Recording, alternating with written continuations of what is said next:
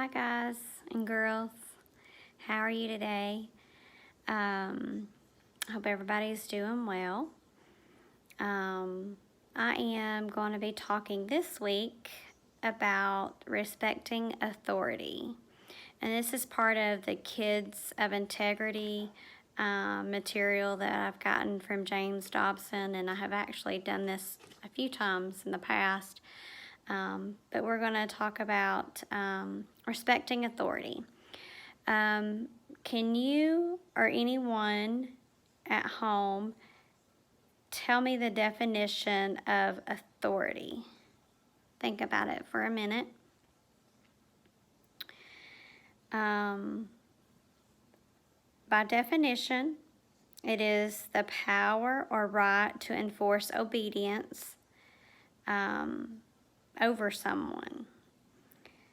And that comes from a Canadian dictionary, or you can look it up on your phone or whatnot. But most everyone, whether we are a child or in school or adult, young adult, teenager, older adult, someone has authority over us. So think of some examples. For children, it can be your parents have authority over you, trying to teach you what is right from wrong and how you should live your life according to the Bible. And then you've got your teachers that would have authority over you. Say you're not old enough to stay home by yourself. You've got possibly babysitters, so they would have authority over you. You may go to spend time with your grandparents, and when you're with your grandparents, they have authority over you. For adults and older adults, the police, they have authority over us and children. We as parents teach you the laws that we must follow and obey, and it goes for adults and children, young adults. All have to follow those same rules. Government, our government that we elect locally, and also to rule over our country. We elect those people in power, and they have authority over us. When we're at church, the pastor has authority over his flock, so to say, or his church members. And we elect to represent the church members. Deacons, they're appointed, have to be voted on inside the church body. So these are people that we elect to help govern, or they have authority over us. Your Sunday school teachers would have authority over you.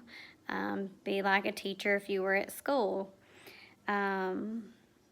So we're going to kind of look at some scriptures and some scenarios and try to get some feedback so you kind of understand why it is important that we respect these people that have authority over us. Okay, so we're going to read Ephesians 6, 5 through 9. And this says, "Slaves, obey your earthly masters with respect and fear, and with sincerity of heart, just as you would obey Christ. Obey them not only to win their favor when their eyes is on you, but as slaves of Christ, doing the will of God from your heart. Serve wholeheartedly, as if you were serving the Lord, not people, because you know that the Lord will reward each one for whatever good they do, whether they are slave or free. And masters, treat your slaves in the same way. Do not threaten them, since you know that he who is both their master and yours is in heaven, and there is no favoritism with him." So right now in our country, we don't necessarily have slaves, although slavery is an issue in other countries still.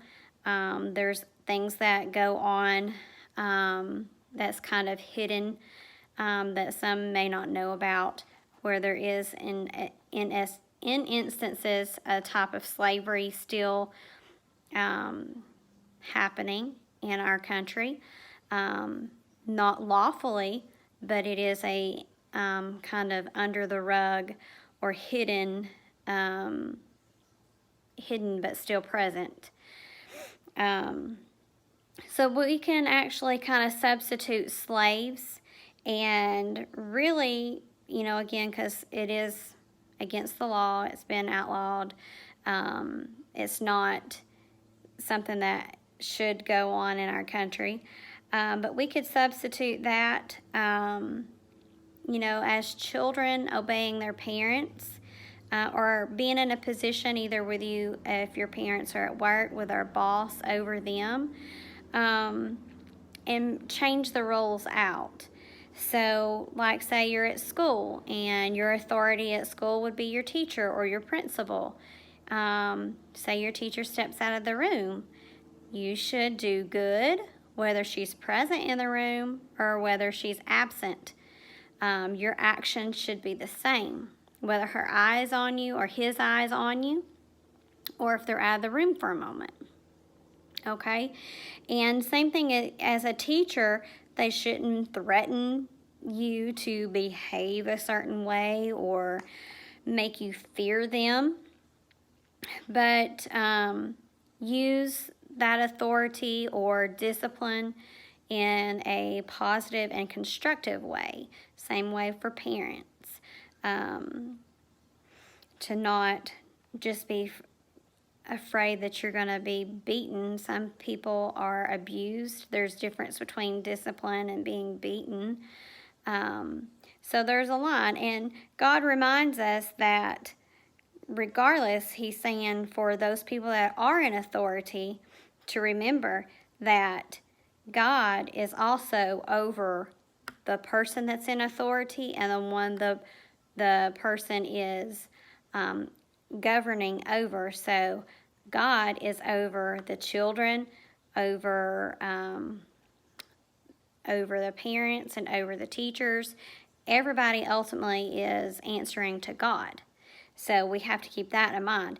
And he doesn't care what position you hold. He wants you to treat others with respect. So that's a reminder there to keep everybody in check. The next scripture we're going to look at is 1 Thessalonians 5:12. Okay?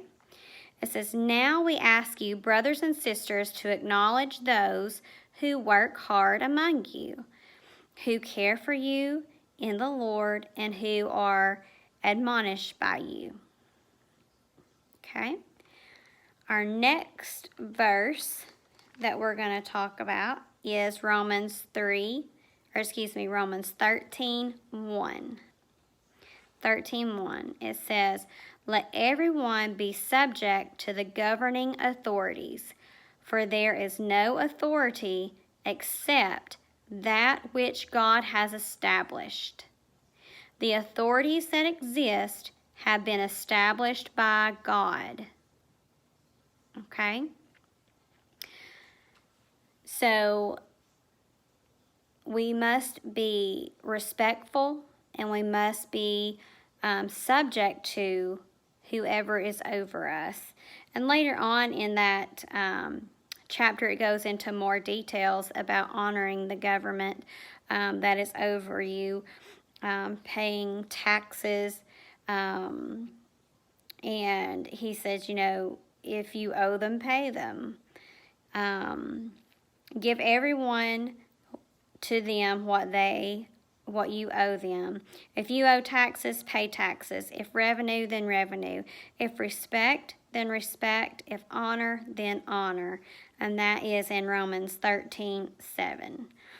So we may not always be the one in authority, especially as you're growing. You're probably not going to be the one in authority. You're going to be the one that's being governed. But we got to be respectful, okay? We're going to talk about something that happened with Hezekiah. So this is in Isaiah 36. Let's get to Isaiah.